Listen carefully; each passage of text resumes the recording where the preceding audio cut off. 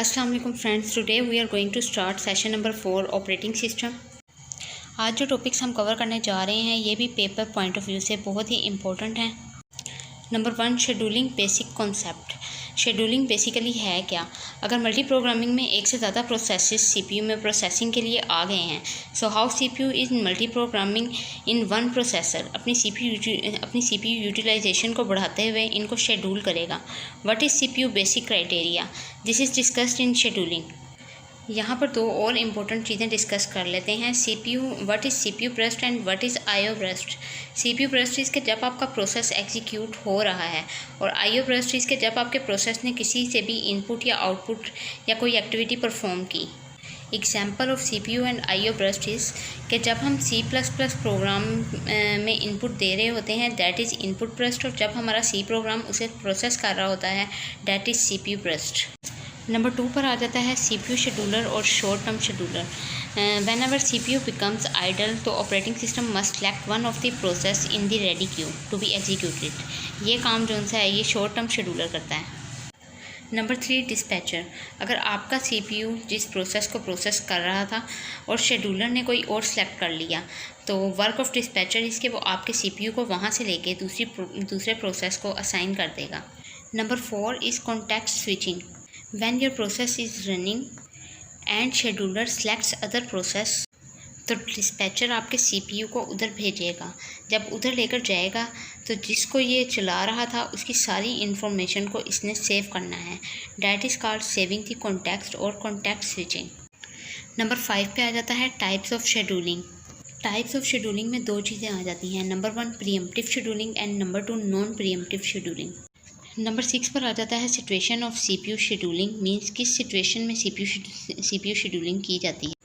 One process is running, उसे IO burst आ गई और वो वेटिंग स्टेट में चला गया, so CPU scheduler becomes idle. लेकिन सीपीयू शेड्यूलर ने सीपीयू को आइडल नहीं रहने देना। In this situation we do CPU scheduling. There are 4 situations when CPU switch from one process to N other.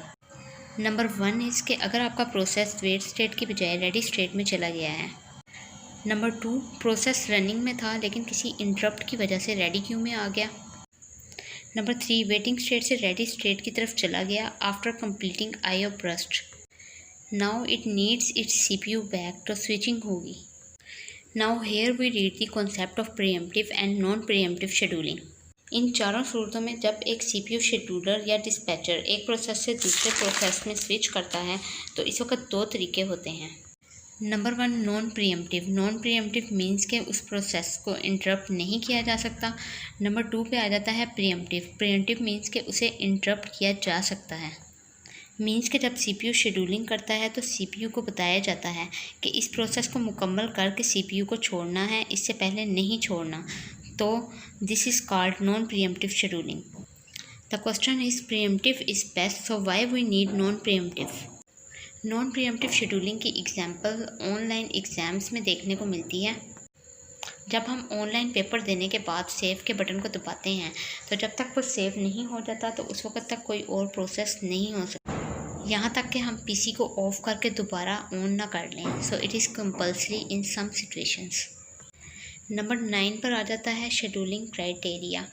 Scheduling criteria में नंबर 1 है CPU utilisation. Means के CPU ज़्यादा से ज़्यादा बिजी रहे। शेड्यूलिंग क्राइटेरिया में नंबर 2 पर आता है throughput. The number of processes completed per time called throughput. Number 3 is turn around time.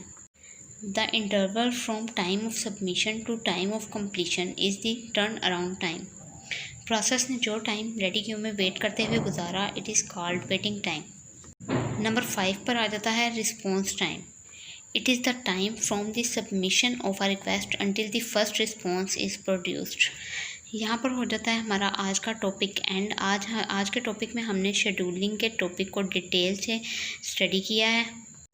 You can also join our WhatsApp group, link नीचे डिस्क्रिप्शन में दे दिया गया है। अगर आपको लगता है कि मेरी वीडियोस वाकई आपके लिए हेल्पफुल रही हैं तो वीडियो को लाइक कर दें और ज़्यादा से ज़्यादा शेयर करें। नेक्स्ट वीडियो तक के लिए इजाज़त चाहूँगी। अल्लाह हाफिज़।